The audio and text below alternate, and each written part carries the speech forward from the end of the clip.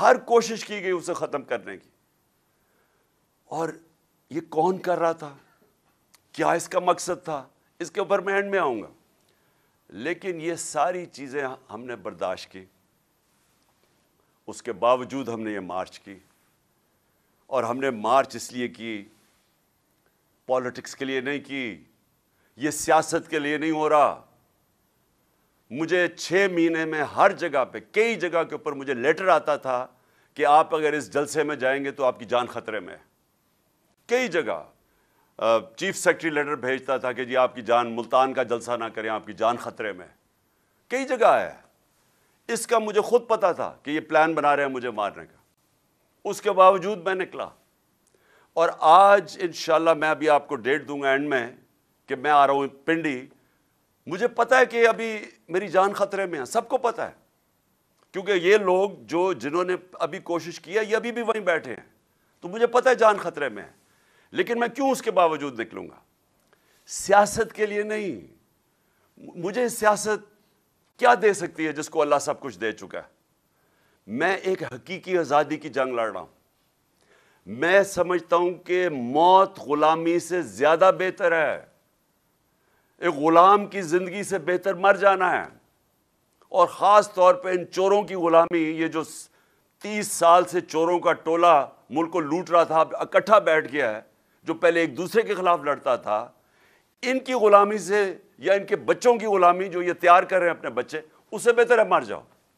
میں اس لیے نکل رہا ہوں. اور میں اپنی ساری قوم کو بھی کہہ رہا ہوں کہ دیکھیں، آپ نے فیصلہ کرنا ہے کہ کیا ہم نے اسی طرح چلنا ہے؟ کیا ان چوروں کے بعد جو اپنے بچے تیار کر رہے ہیں، اور بچوں نے زندگی میں 1 گھنٹہ کام نہیں کیا، ان کا صرف کام، ان کو صرف ایک چیز آتی ہے، منی لانڈرنگ.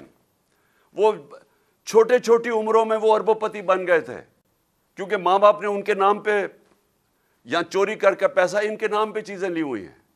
یہ جو 4 لندن میں مہنگے اربوں روپے کے مے فیئر کے جو اپارٹمنٹس ہیں، یہ مریم کے نام پہ تب تھی جب یہ کوئی 20-21 سال کی تھی.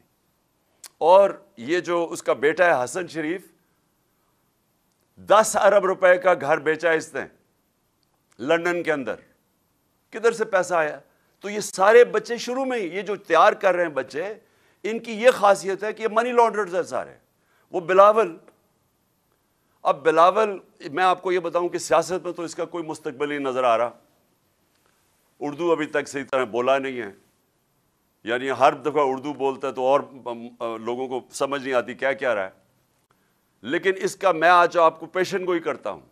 اس کی زندگی کا زیادہ حصہ کس پہ لگے گا کہ اس کے باپ نے چوری کر کے پیسہ دنیا میں کدھر کدھر رکھا ہوا ہے. یہ اب ڈھونڈتا پھرے گا کہ اس کے باپ نے چوری کا پیسہ کدھر کدھر رکھا ہوا ہے. تو ان کے نیچے اگر یہ کوئی سمجھتا ہے کہ یہ ایک عظیم قوم ان کی غلامی کرے گی، یہ قوم کبھی یہ تسلیم نہیں کرے گی ان کو. اس لیے یہ مارچ ہے. اور یہ جو حقیقی آزادی کی مارچ ہے، یہ ابھی ختم نہیں ہوگی. میں آخر میں بتاتا ہوں کہ ہم نے کس دن کیا کرنا ہے. لیکن میں یہ آپ کو بتا دوں کہ یہ مارچ، یہ جب تک ہم اس ملک کو حقیقی طور پہ آزاد نہیں کرتے، ہم نہیں رکیں گے. آپ تو حقیقی آزادی کی میں ساری قوم کو یاد کرا دوں، 2 اس کے ستون ہیں جس کے اوپر حقیقی طور پہ قوم آزاد ہوتی ہے. سب سے پہلا، قوم کے فیصلے قوم میں ہوں، کسی اور قوم کی غلامی نہ کرے. ہم کسی سپر پاور کی غلامی نہ کریں. لا الہ الا اللہ اس نعرے کے اوپر بنا تھا پاکستان. لا الہ الا اللہ ایک دعویٰ ہے کہ میں آزاد ہوں، میں صرف ایک اللہ کے سامنے جھکتا ہوں، باقی میں آزاد ہوں. ایک خودداری کا یہ دعویٰ ہے، ایک قومی غیرت کا دعویٰ ہے.